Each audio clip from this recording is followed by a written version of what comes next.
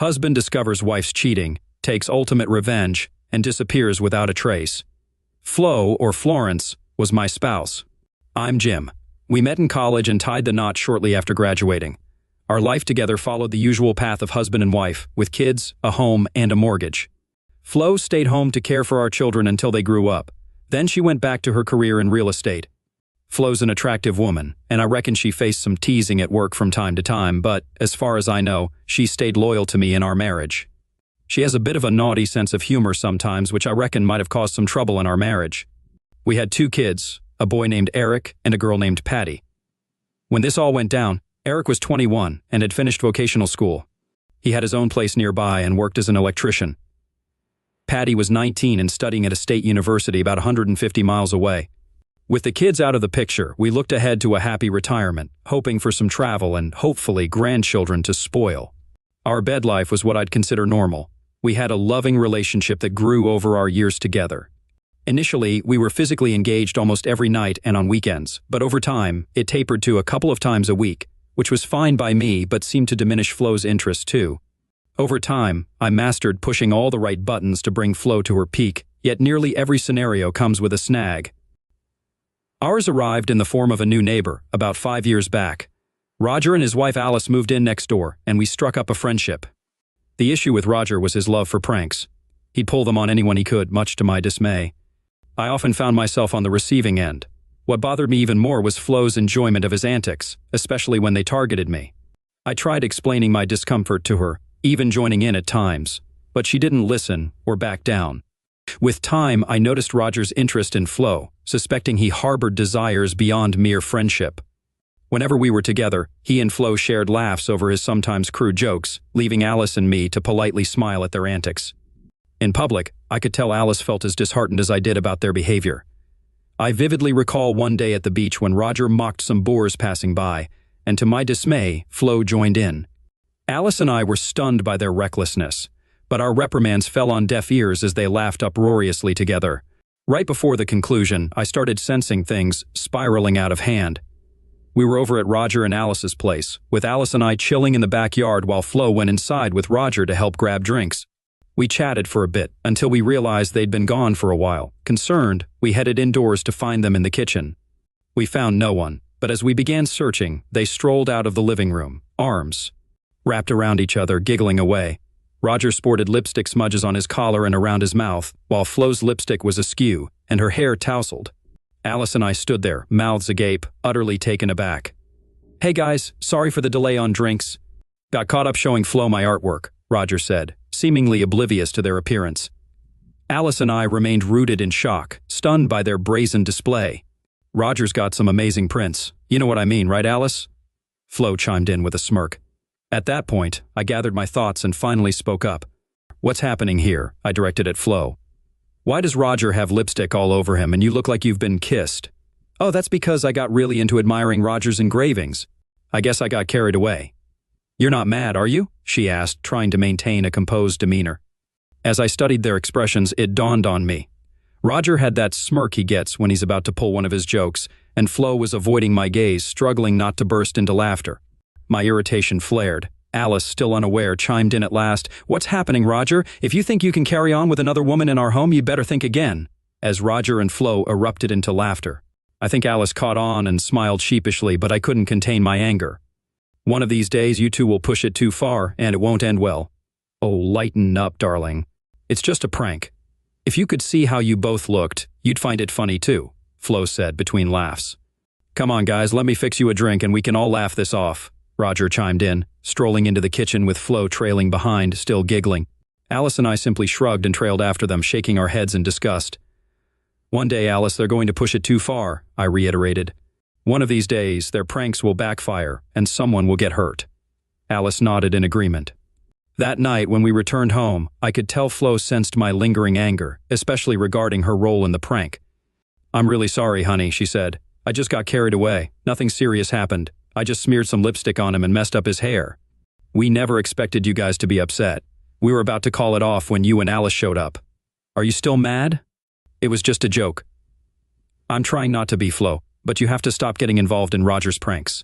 I nearly had a heart attack seeing you look like you were kissing him. You know how important loyalty is to me.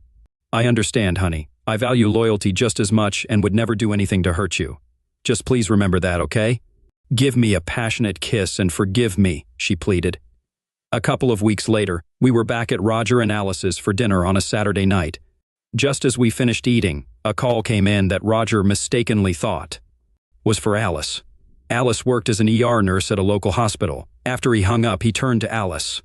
It's the ER. There's been a bad car wreck, and they need you there as soon as possible. Ah, damn, let me change and head out. 10 minutes later, Alice was on her way to the hospital. Once she'd left, Roger turned to me and asked if I could lend a hand with a project in his basement. While I helped, Flo remained silent, avoiding eye contact. At the time, I didn't think much of it, but later it struck me.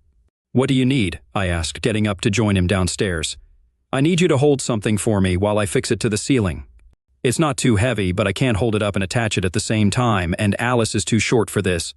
Sure, sounds straightforward. Trust me, it is. It'll only take a minute.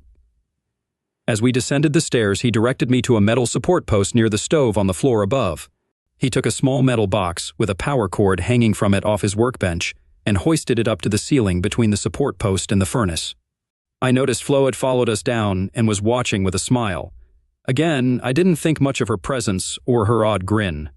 Now, I need you to hold this while I attach it, Roger instructed. What's this for? I questioned, lifting my hands to grasp the box. With Roger between the pipe and the furnace, I had to wrap my hands around the pipe to press the box against the basement ceiling. I'll explain in a sec, but let me grab my tools first. He vanished behind his desk, leaving me holding the box. He returned moments later, and I didn't see what he had until I felt two quick clicks as something hard and metallic closed around my wrists. Suddenly, I realized I'd been tricked. I was handcuffed to the pipe. Shocked, I turned to see Roger putting his arm around Flo's waist as they looked at me. My mind raced, but I managed to demand, "What's going on, Roger? Get these damn cuffs off." "Sorry, buddy, can't do that. Flo's so fond of my prince she wants another look. But this time, we don't need you or Alice around," he explained as he and Flo ascended the basement steps. Flo exaggeratedly swayed her hips as they left.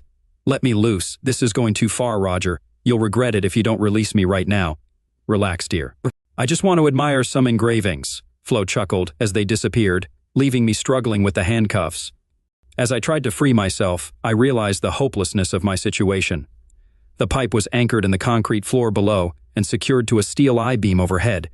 As I strained to hear, I sensed their movement into the master bedroom directly above me, accompanied by Flo's excited giggles. Shoes thudded onto the carpet above, and I heard hurried whispers urging the removal of garments. "Brian, I desire you greatly," Flo whispered urgently. My fury mounted as I continued to frantically struggle with the handcuffs. Above, the bed began to creak, and I imagined them engaging in intimacy. I cursed the restraints and my disloyal wife overhead. My wrists grew raw and bloody from my relentless efforts. Emotions churned within me as Roger grunted and Flo moaned in unison. Then, silence blanketed the upstairs for a brief moment. Ceasing my struggles, I lay on the unforgiving cement floor, hands clasped around the pipe. A profound sadness settled in my heart as Flo exclaimed, "That was amazing, Roger. I'll have to admire your work again someday." "Let's dress and check on Jim downstairs," Roger replied. "Sure, Flo, I need a breather, but Alice might return soon from that phony call I made, and I'd rather she not find us in bed together." Minutes later, footsteps echoed on the basement stairs, but I didn't lift my gaze as they neared my prone form. Oh, damn, look at his wrists all bloody," Flo gasped. "Honey, it was just a prank. Nothing happened." "Oh God, I'm so sorry. Roger, hurry and unlock the cuffs so we can tend to his wrists. Oh God, I never thought he'd take it this hard." Tears streamed down my face as Roger fumbled with the handcuff key. "Roger, hand Flo the key before you unlock me and run. Once I'm free, you'll regret ever being born," I warned, glaring at him. He met my gaze wordlessly, passing the key to Flo as he edged toward the stairs. Fear flickered in his eyes while Flo began unlocking the handcuffs. Once the cuffs were off, I heard Roger's truck revving up, tires screeching as he peeled away. Rising to my feet, I peered down at Flo, still crouched on the floor, fear etched across her face. "You better find somewhere else to stay tonight, or I could seriously hurt you. Call before you attempt to come home." Tears streamed down her cheeks as she grasped the magnitude of the pain she'd caused. "Oh, honey, I'm so sorry. It was just a prank. We didn't do anything." "Flo, I don't want to hear excuses about it being a joke ever again. To me, it's as if you cheated, and that's all that matters now. From here on out, I'll treat it as infidelity and betrayal. Expect a call from my lawyer soon. We're finished, I declared, turning and ascending the stairs. No, Jim, please. Nothing happened, she cried out from the basement. What do I tell the kids? I didn't respond, heading toward the front door. Just as I was getting into my car, a frantic Alice pulled into their driveway. Where the hell is my lousy husband? There was no accident, and I didn't need an ambulance, she exclaimed as she stepped out of the car. Suddenly, she noticed my wrists. What happened, Jim? Dear God, look at your wrists. Let me bandage them for you. Roger and Flo pulled another stunt, I sighed. Alice, they've crossed the line this time. I'm divorcing Flo. Oh God, what happened? She asked, her voice filled with concern. You'll hear it from Flo and Roger. I'm heading home to take care of my wounds. Once there, you can inform my cheating ex-wife that she'll find her belongings on the porch. If she wants back in, she'll need a court order. Oh God, what did they do? Alice wailed, rushing into the house in distress. I climbed into my car, my anger simmering. Arriving home, I cleansed my wrists with antibacterial soap, applied ointment, and bandaged them methodically. I packed Flo's belongings into plastic bags, placing them outside. Ignoring the ringing phone, I focused on the task. After locking up, I undressed and lay on the bed, unable to sleep despite my exhaustion. In the morning, the phone rang again, but I declined to answer. After showering and eating breakfast, I changed my bandages.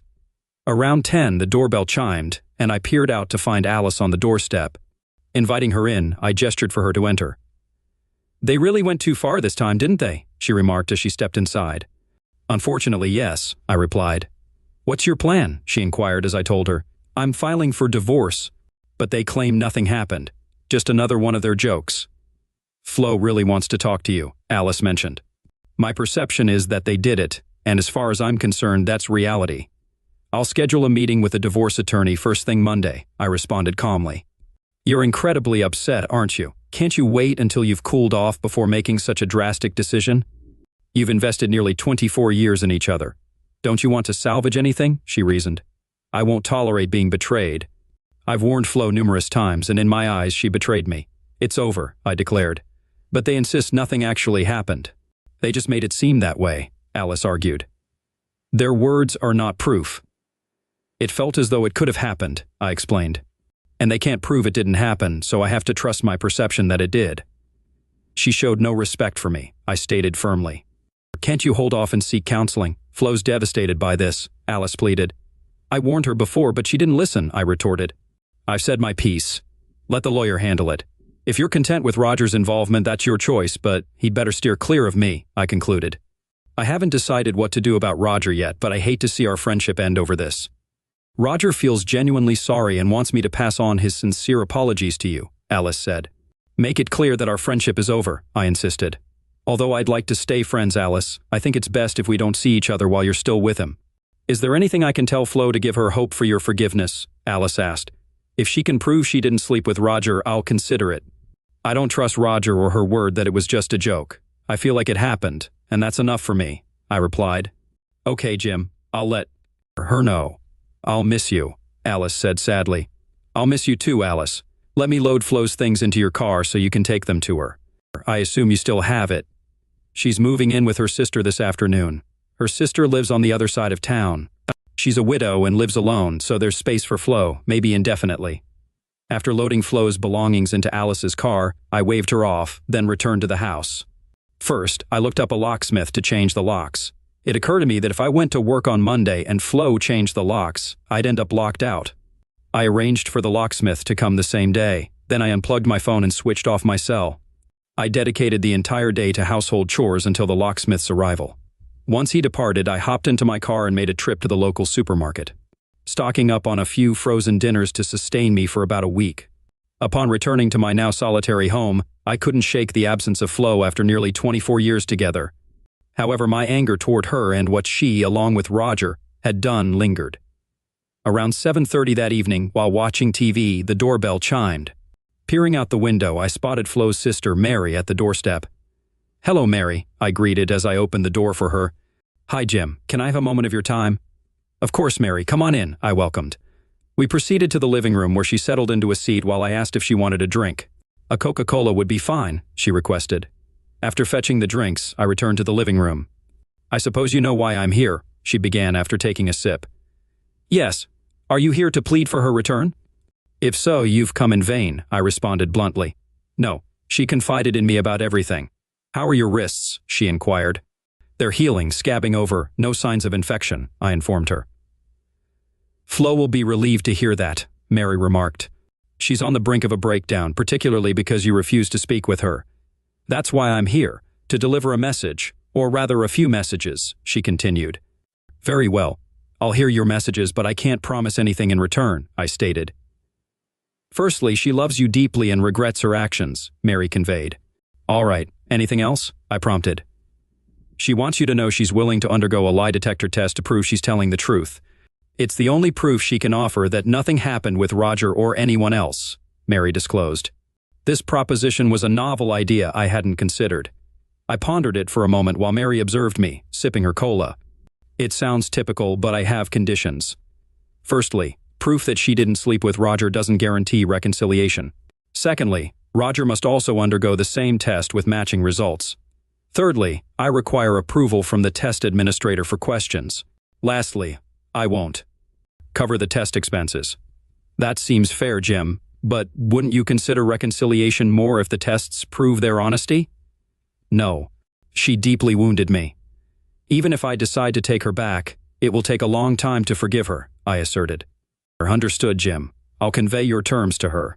I'm truly sorry. I intended to be furious with her for her foolishness when she came by this afternoon. However, she looked so distressed that I doubt anything I could say would worsen her state. She's aware of her grave mistake and the pain she's caused you. I'll give her some sleeping pills to help her rest tonight. Also, she contacted your children and confessed her actions. They seemed upset with her, as she hasn't stopped crying since speaking with them. I should return to deliver your message. Thanks for the cola." "No problem, Mary. I appreciate your concern."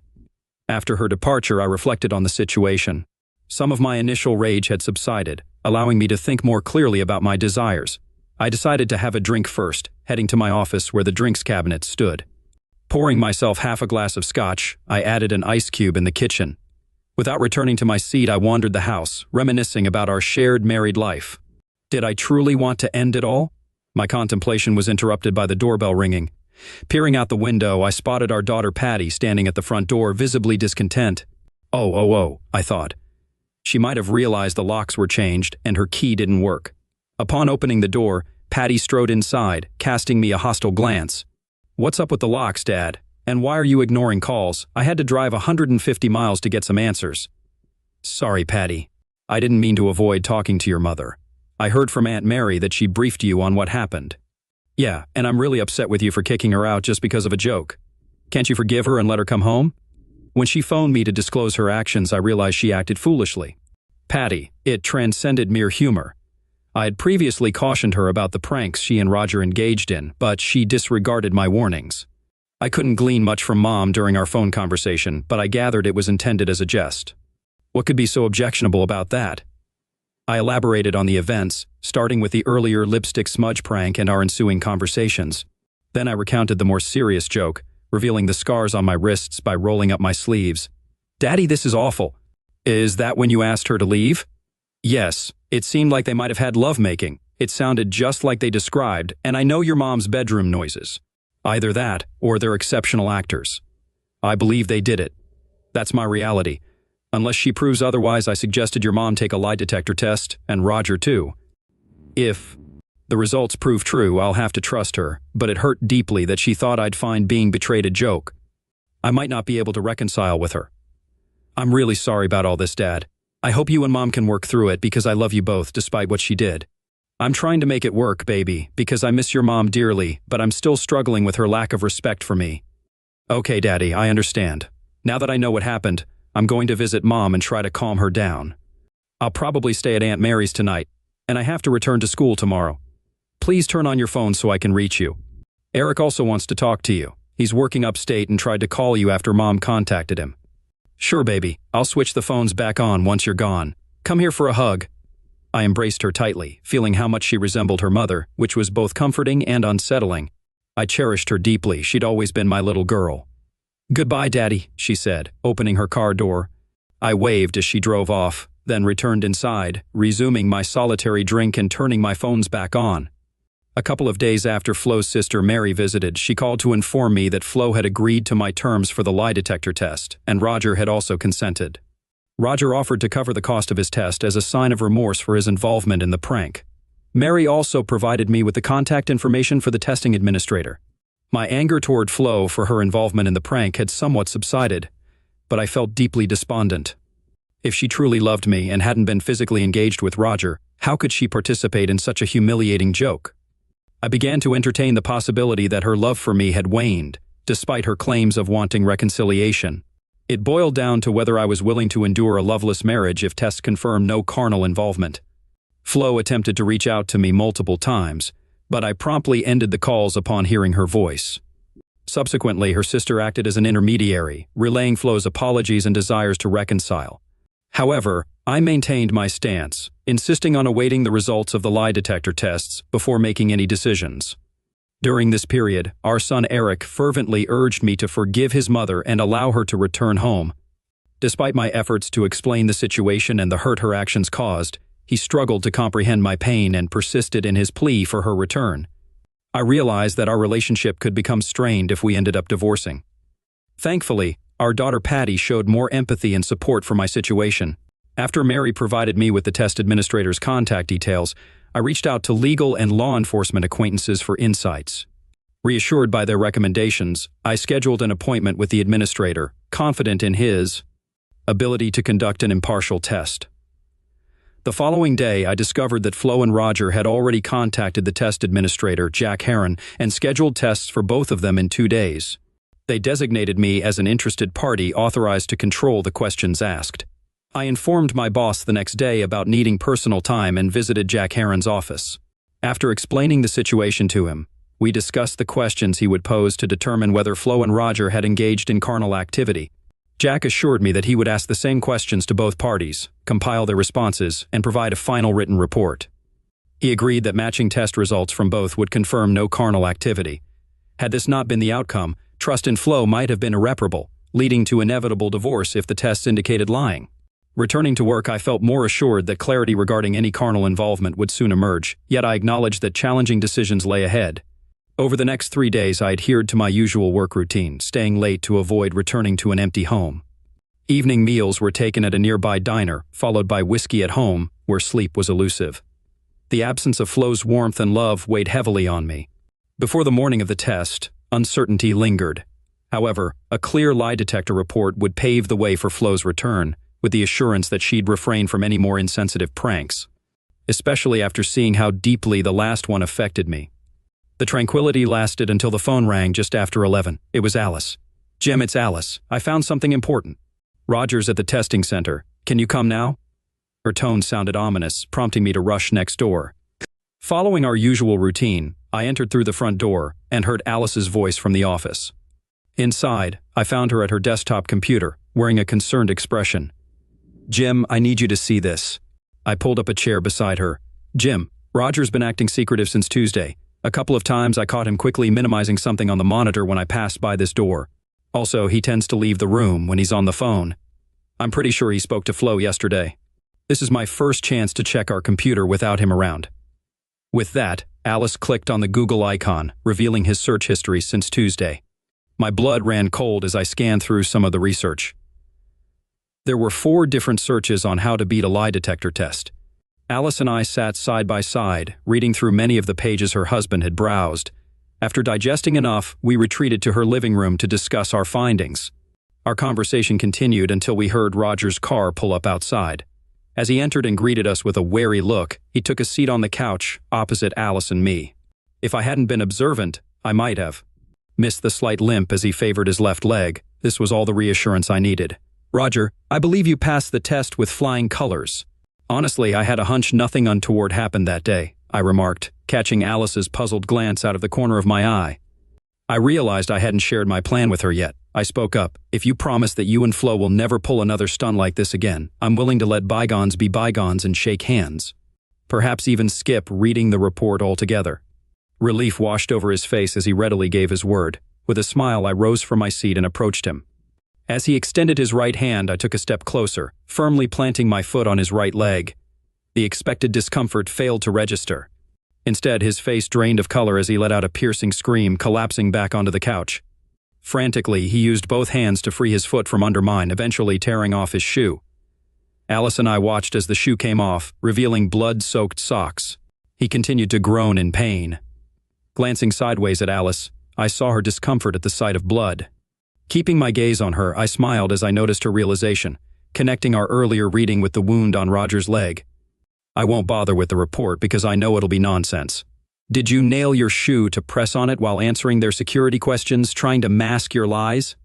It had to backfire eventually, didn't it? Trying to induce sweat and a faster heart rate with harmless questions, making the results appear truthful, I concluded.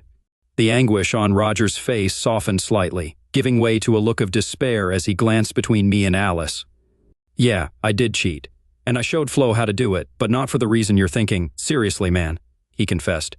All right, Alice, brace yourself, I remarked as we both resumed our seats, and Roger gently applied pressure to his soul to staunch the bleeding. Observing Alice's disapproving expression at the mess on the floor, I briefly entertained the thought of suggesting that she make him clean the carpet with his tongue. To his credit, Roger remained silent, offering no attempt to dramatize this new revelation. We didn't know what questions you posed to the examiner. What's so complicated about asking if we had lovemaking? I interjected. Sure, we probably would have aced that one, but we were concerned you'd delve into something more subtle. Like what? I prodded further. Well, has our conduct always aligned with the standards of a marital relationship? Roger began, but before he could finish, Alice interjected angrily, indicating an obvious negative response to that query. Why else would you go to the trouble of sticking a damn nail in your shoe before the test? I pressed on. I'm guessing the fact that you arrived with the nail still lodged inside means you forgot to bring extra shoes or a pair of pliers. Planning ahead has never been your strong suit, has it? I added, addressing Alice as I spoke. Please, honey, I didn't want to lose you, and Flo certainly didn't want to lose Jim. So, dear husband, when and what did you do that wouldn't measure up to the standards of a marriage? Alice inquired, her tone stern. Roger shifted uncomfortably in his chair and responded in a subdued voice. It was that day we pretended to be fooling around upstairs. We were just jumping on the bed. As you can imagine, we were both fully clothed, he hurriedly clarified, explaining. We were bouncing on the bed, causing it to squeak. I can't even recall who initiated it, but somehow we began touching each other through our clothes. We both found it enjoyable. We were incredibly foolish. I felt a bit puzzled. I pride myself on being a good judge of character, and this rings true. If not, Roger is exceptionally skilled at conjuring excuses on the spot. I glanced at Alice. Is this satisfactory? I asked. Not even close, she retorted. This pair has demonstrated such proficiency in deception and scheming that I am far from convinced, Alice continued. Roger, tend to your leg, apply some antiseptic, bandage it, and then I suggest you leave. I need time to contemplate, plus there's the matter of cleaning up yet another one of your messes, Alice snapped, indicating a stain on the carpet near Roger's foot. Despite Roger's acting skills, the look of dread on his face betrayed his deep concern about the fate of his marriage. I have a video, Alice, he blurted out suddenly. What? I exclaimed. Simultaneously, we sounded like a twisted duet. I installed a camera in our bedroom before we handcuffed you in the basement. I captured everything, Roger confessed. Before I could react, then why the hell didn't you mention this a few days ago? I demanded. Roger didn't need to respond to that question. If the video depicted them pleasuring each other, even while fully clothed, it wouldn't be something two spouses eager to reconcile with their partners would want to share publicly. Personally, I strongly believe that the boundary of infidelity extends far beyond the actual physical act. Any form of closeness, including a simple kiss on the lips, would constitute crossing a line that should not be crossed. I had the intention to do so, but Flo feared your reaction, Roger explained. We instructed Roger to tend to his leg and then present us with the video. While Roger was out of the room, I sent Flo a message. I couldn't resist adding to her already mounting anxiety. Remove the nail from your shoe and come over to Alice's house. Roger is going to show us a video. Normally, it's just a minute's walk from Mary's house to ours, but it took a good 35 minutes before there was a knock on the door. Alice opened it and welcomed Flo and her sister Mary. Flo's makeup was smudged and her eyes were teary. Mary explained that my wife panicked as soon as she read my message, realizing that I had caught on to her little scheme. Flo appeared far less composed about the test results than Roger did upon his return home. Mary simply glanced at me and raised her eyebrows at Flo's further self-destructive behavior. Flo attempted to embrace me, but I guided her to sit beside me on the couch. She kept studying my expression, seemingly trying to gauge my feelings. I wondered if Mary had any inkling about the contents of the video. Alice and I didn't waste time during those 35 minutes. Our discussion centered around what our likely course of action would be if the video indeed confirmed Roger's claims. Alice had already made up her mind that she would likely forgive Roger for the bedroom incident, albeit after letting him stew for a bit. As for me, I was more conflicted. My initial emotional reaction was that my wife had betrayed me, something I had always deemed unforgivable. However, my logical reasoning was more composed. Flo had been an exemplary wife for 24 years, and our children had made it abundantly clear that they would be devastated if I didn't forgive her. A minute after everyone settled in, Roger arrived with his laptop, a USB flash drive protruding from one port while a cable emerged from the other. He positioned the computer next to the TV and powered it up. I found it odd that he didn't simply insert the flash drive directly into the TV. Then I recalled Alice's remark about his lack of tech savviness. Once the image on the computer screen synchronized with that on the TV, Roger muttered another apology and hit play. Flo kept her gaze averted from everyone in the room, including the TV. She was undoubtedly aware of my uncompromising stance on fidelity, making this an incredibly uncomfortable situation for her. Mary observed the screen intently, seemingly unaware of what was about to unfold. Roger appeared more at ease once again. He settled beside Alice and attempted to hold her hand, but she withdrew it. The clip, lasting about 10 minutes, essentially depicted what Roger had previously described. It was largely devoid of any eroticism. Within moments of its commencement, both protagonists appeared fully clothed, just as Roger had stated. Flo turned him onto his back, then positioned herself on top of him, echoing verbatim what I had heard while handcuffed in the basement. We observed that it was Roger who initiated the hand game, though Flo followed closely behind. This was incredibly difficult for me to witness for several reasons. Firstly, no man with any self-respect, apart from a few outliers, desires to witness his wife in such a scenario with another man.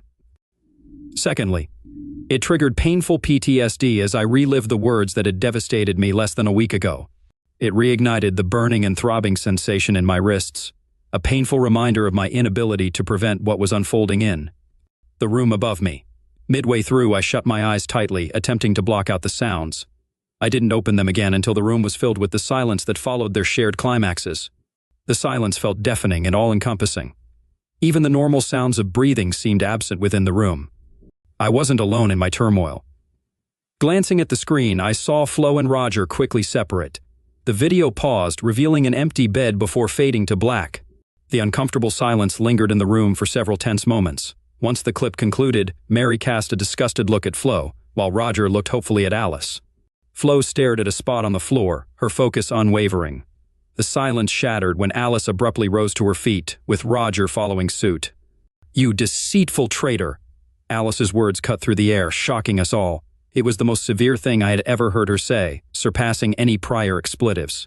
Roger's expression betrayed his shock at her outburst. The sound of her open palm striking his cheek echoed like a fire shot. She was seething with anger. I've never seen someone so enraged, I thought to myself, watching the scene unfold. But Alice wasn't finished. "Don't you dare touch me, you treacherous little scoundrel," she seethed, her fury palpable. Roger dodged, narrowly avoiding a second slap. He winced, shifting his weight to his right leg, appearing bewildered. "This entire video is fabricated," he insisted. "But why? We had invited Jim and Flo over later that evening, hadn't we? We were planning to relax on the patio, right?" Alice's question came out more like a growl, but due to the rain we opted to stay indoors. "Do you recall now?" Roger still seemed puzzled, but nodded along with Alice's explanation. Alice pointed angrily at the TV screen. "Look at this, fool. The sunlight streaming through the window indicates it's not only a sunny day but also morning. This window doesn't receive direct sunlight until noon. You concocted the entire story, didn't you?" Roger's expression shifted from confusion to horror. That was all the confirmation I needed of their deceit. The abrupt transition from contemplating forgiveness to a resolute decision was disorienting, and I detest feeling humiliated. I could indeed concur that there might be a valid reason for attempting to deceive a lie detector test. There was only one explanation: they tampered with the video. The following moments were tense. Flo let out a loud groan and fled out the door, while Mary sat there, stunned. Alice advanced towards Roger, who attempted to maneuver past me, using me as a shield. I took a single stride and exerted all my force as I brought my foot down on his injured leg. Instinctively, he doubled over, and as his head reached a near-horizontal position, it met my knee coming from the opposite direction, causing his head to snap back, blood spraying from his flattened nose. He joined Flo in a hurried flight away from the house, leaving the three of us locked in a grim tableau. Alice stood trembling, tears streaming down her face, a sentiment I could deeply relate to. For the second time in a week, the man I had loved unconditionally for nearly 25 years shattered my heart. The realization that this was the same person who had kept me hopeful between crises was doubly shocking. Mary remained seated, seemingly stunned by her sister's foolishness and likely horrified by the lies Flo undoubtedly fed her over the past week. I approached Alice and enveloped her in a hug. I held her as she trembled uncontrollably, mourning the demise of her marriage. I've always preferred to grieve in solitude, reserving it for later, but in this moment, I remained composed, as clinically calm as one can be amidst chaos, already formulating a list of inquiries. I was already regretting letting Roger depart with only a broken nose. I glanced at Mary, pondering her reasons for staying. Was it to offer apologies for her role in this debacle, or was it due to her inability to tear her gaze away from the catastrophe unfolding before her? Unable to answer this without breaking my connection with Alice, which I had no intention of doing, I allowed my thoughts to race. It became apparent that Roger, while intelligent and adept at manipulation, was not as cunning as Alice. If she hadn't picked up on the sunlight clue at that moment, we might still be part of two successful couples. In hindsight, the doctored video was quite clever, yet I struggled to reconcile this with the fact that I was being deceived. I was certain that the soundtrack aligned perfectly with the words I had heard during that weekend, leading to an inevitable logical conclusion. That certainty neatly fit into a slot in my mind like the penultimate piece of a puzzle. They must have either overlaid the old soundtrack onto new visual footage or replicated the words and sounds in real time. Both scenarios based on recordings made during the original incident. Suddenly, Roger's actions of playing the file through his laptop made sense. After giving Alice one final hug, I gently lowered her onto the couch and made my way to my laptop. I breathed a sigh of relief when I found it hadn't gone into sleep mode yet, which would have required a password to regain access. How silly, I chastised myself inwardly, realizing that if it had, I could have simply viewed the flash drive on another device. My mind was clearly foggy from everything that had transpired. With my fingers deftly navigating the keys and mouse, I closed the software and opened the video file displayed on the Explorer screen, revealing that we had just witnessed myself and Flo making take 8. There were also files labeled 2 through 7. Two more files caught my attention. One was titled Me and Flo Original, while the other was labeled AED Basement.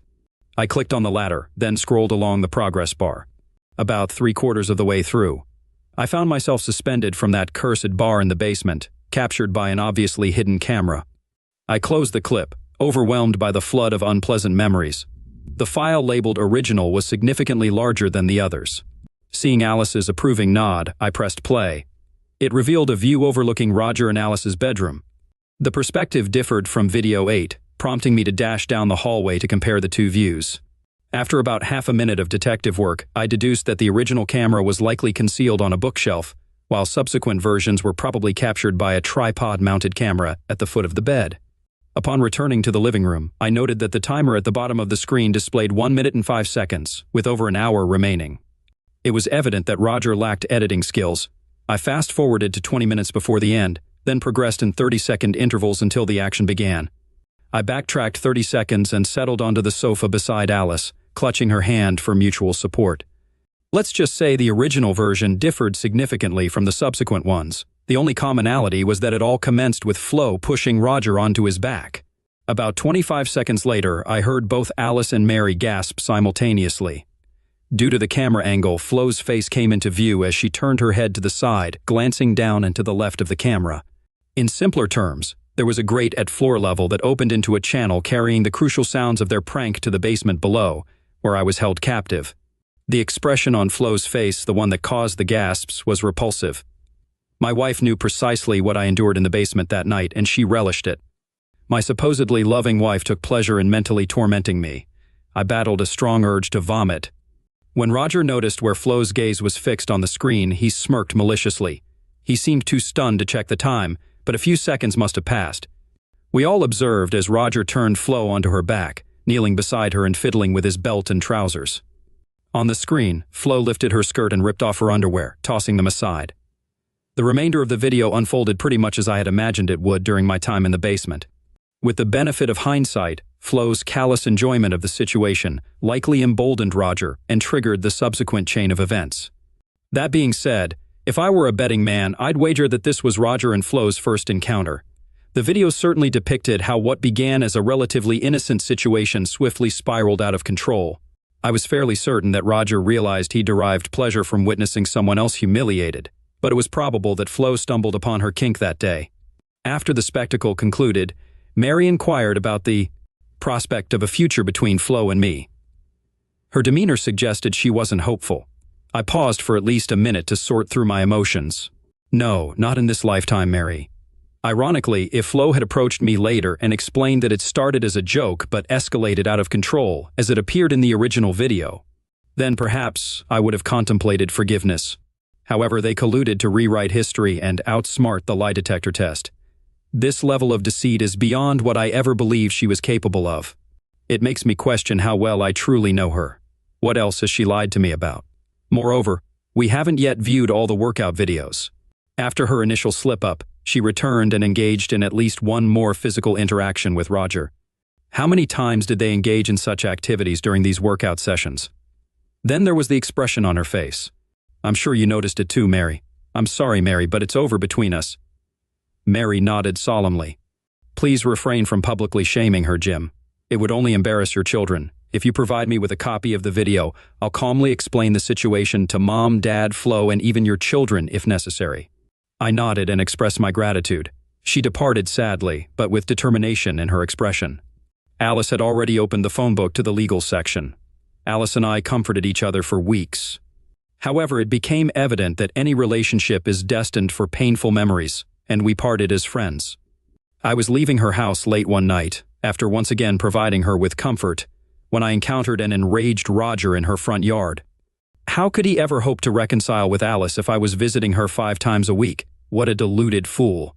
Glancing around for potential witnesses, I took great satisfaction in breaking his nose once more.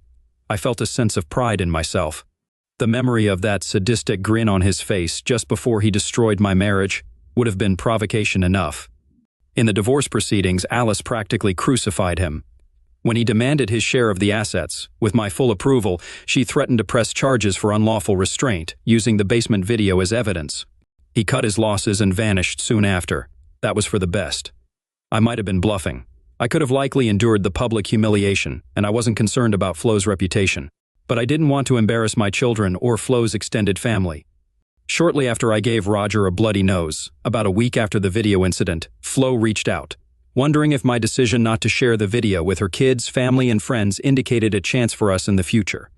Her message, which only included one clip, suggested she was unaware that I had seen the original. She likely assumed Roger wouldn't be so careless as to keep all the incriminating evidence in one place. The message also reminded me that I hadn't sent the clips to Mary. I hadn't heard from my children that week, but given their self-absorption, was that really surprising? This also hinted at a lack of communication between Mary and Flo, perhaps due to Mary's anger or Flo's embarrassment. I called Mary to confirm she still wanted the video. She did. It was during that same conversation that I found out Flo had moved back in with her parents. When I burned both Take 8 and the original onto a DVD, I realized I hadn't actually watched Takes 2 through 7, so I did. In doing so, they extinguished every remaining soft or forgiving part of my heart, turning it into unyielding concrete. To say they both lost control would be an understatement. The same look of disgust appeared on their faces as Flo had in the original version. I almost reconsidered and sent the clips to everyone in Flo's address book before I calmed down and thought about how it would impact my children. I tried to find Roger, but he had already skipped town. No, Flo won't be forgiven, and unfortunately, Roger won't get a third broken nose. I sent all the clips to Mary with a warning that if I heard any complaints about how I treated Flo, I'd release the entire video. She must have done a good job because, one by one, Flo's parents, Eric and Patty, called to tell me they understood why my marriage was over. Later on, I discovered that Mary recounted the entire ordeal to them and offered to show the clips as proof. Only Flo's mother took her up on the offer.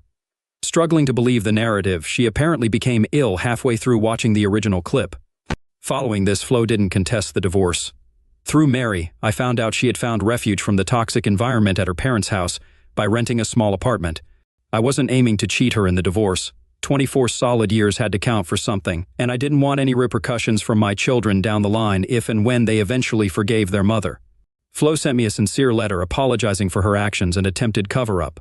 The loneliness she expressed leaped off the pages. She pleaded for forgiveness, but more to reconcile with herself. Her appeals for me to forgive her for the sake of her parents, our children, and mutual friends nearly moved me to tears, nearly. I wasn't seeking a replacement yet, but there was no shortage of single women vying for my attention. Ask any middle-aged woman about the availability of suitable, decent-looking men with good morals, and she'll paint a bleak picture. I'm looking forward to meeting new ones, and since I have no intention of marrying again, I anticipate many, many such encounters.